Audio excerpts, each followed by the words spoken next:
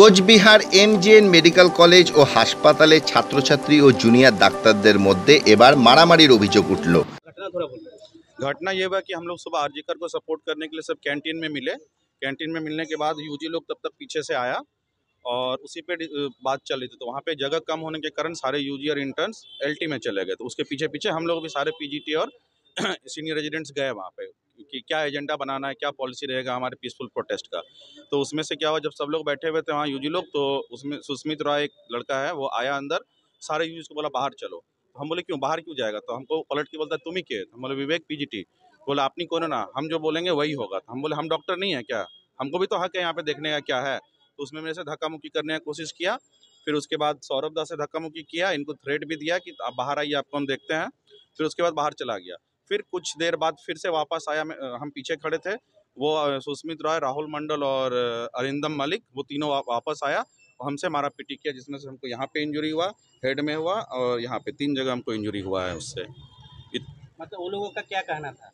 ये तो पता ही नहीं चला एजेंडा क्या था। वो तो वहाँ वही चीज़ के लिए तो गए थे हम लोग। वो लोग का कहना था कि आप लोग हट जाइए।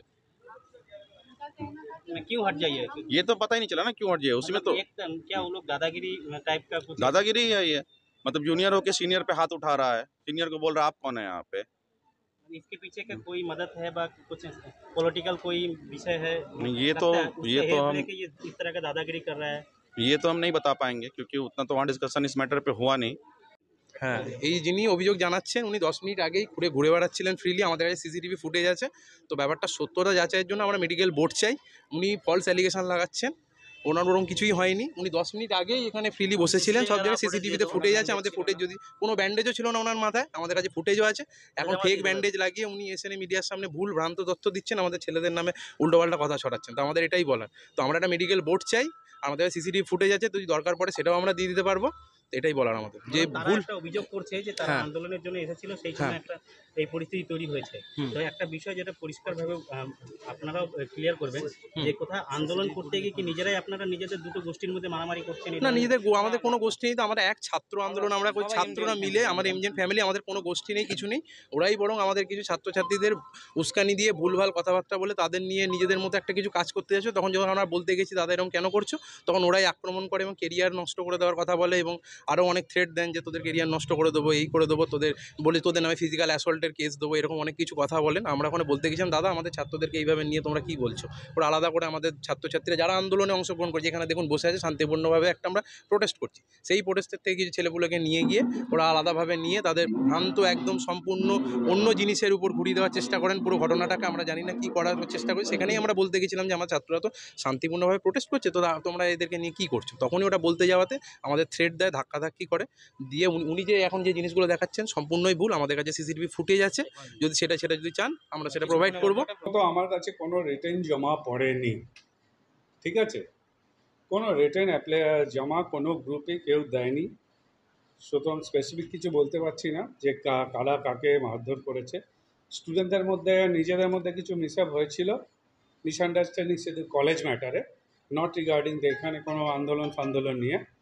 কলেজের ম্যাটারে কিছু ওদের মধ্যে কিছু গ্রিভান্স ছিল, জুনিয়র সিনিয়র, তারা বসে সুন্দরভাবে মিটিয়ে নিয়েছে। তারা আমার ইন প্রেজেন্স অফ মি হচ্ছে, আমরা সবাই, বাকি ফ্যাকাল্টি, ডিন ছিল, অ্যাসিস্ট্যান্ট ডিন ছিল, বাকি ডিপার্টমেন্টাল হেডরা মিলে গেছে। তবে সব থেকে সারপ্রাইজিং, আমি যখন ওখান থেকে এলাম তা সকাল থেকে একটি আমাদেরই পিজিটি বিবেক কুমার, যে কিনা আগেও হচ্ছে একটা কেসে অ্যাকিউজড ছিল, যেটা তোমরাও জানো, একটা নার্সিংয়ের উপর ফিজিক্যাল অ্যাসল্টের অ্যাকিউজড ছিল। সেটাও আমাদের ওই সময় অনেক প্রবলেম ফেস করতে হয়েছে। সে সকাল থেকে আমার রুমে ছিল, মানে আমি যখন বেরিয়ে এলাম জাস্ট হচ্ছে এসে যখন ঢুকছি তখনও সে এই প্যাসেজে ঢুকেছিল। ওদেরও কিছু দাবি দেওয়া ছিল, এসআর পিজিটিদের সাথে আমাদের বসার কথা ছিল, তো ওই জন্য বোধহয় ওয়েট করছিল। হঠাৎ আমি লাঞ্চ করেছি একটা অ্যারাউন্ড 6 o'clock, এসে আমার সিসিটিভি ফুটেজে দেখছি যে তোমরা ঘিরে ধরেছ, মাঝখানে একজন মাথায় স্ক্যাল্প ব্যান্ডেজ বেঁধে আছে। তো আমি ওর ড্রেসটা দেখে আমার মনে হলো হতে পারে বিবেক কুমার। তো বিবেক কুমার, আমি তারপর ভেরিফাই করলাম, দেখি বিবেক কুমার হচ্ছে মাথায় স্ক্যাল্প হচ্ছে ব্যান্ডেজ বেঁধেছে।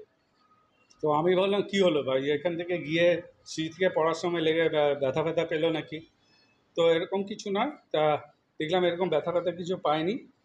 তো হঠাৎ ওর স্ক্যাল্প আর মাথায় ব্যান্ডেজ বাঁধার কোনো কারণ খুঁজে পেলাম না। তো এবার ওর যদি তারপর শুনলাম আমি হেয়ারসে এটা, তোমরাও যেটা বলছো কিছু অ্যালিগেশন নিয়ে এসছে আরেক গ্রুপের এগেনস্টে, কিন্তু আমার কাছেও কোনো অ্যাপ্লিকেশন জমা দেয়নি। আর ওর যদি কোনো অ্যালিগেশন থাকে ডেফিনেটলি আমরা ওর মেডিকেল বোর্ড করে যা যা চিকিৎসার দরকার সেটা করব, কিন্তু ওকে আমি বলবো ইমিডিয়েটলি আমার অফিসে রিপোর্ট করে যাতে আমরা ইমিডিয়েটলি মেডিকেল বোর্ড করতে পারি। আনন্দ সংবাদ এবার বিভিন্ন চিকিৎসার জন্য আর ভিন রাজ্যে পাড়ি দিতে হবে না। এবার ব্যাঙ্গালোর, হায়দ্রাবাদ ও কলকাতার বিভিন্ন সুদক্ষ চিকিৎসকরা কোচবিহারের মেডি ওয়ার্ল্ডে বসছেন। চিকিৎসা সংক্রান্ত যে কোনো পরামর্শ নিতে আপনারা যোগাযোগ করতে পারেন কোচবিহার পলিটেকনিক কলেজের ঠিক উল্টো পাশে মেডি ওয়ার্ল্ডে। এখানে বসছেন cardiologist Koushik Dasgupta, gastroenterologist doctor Kondal Reddy, physician doctor Kumarjit Dutta ও ফিজিশিয়ান ডক্টর সুদীপ্তা চক্রবর্তী। আমাদের ফোন নাম্বার 9907129668 এবং 9735558111।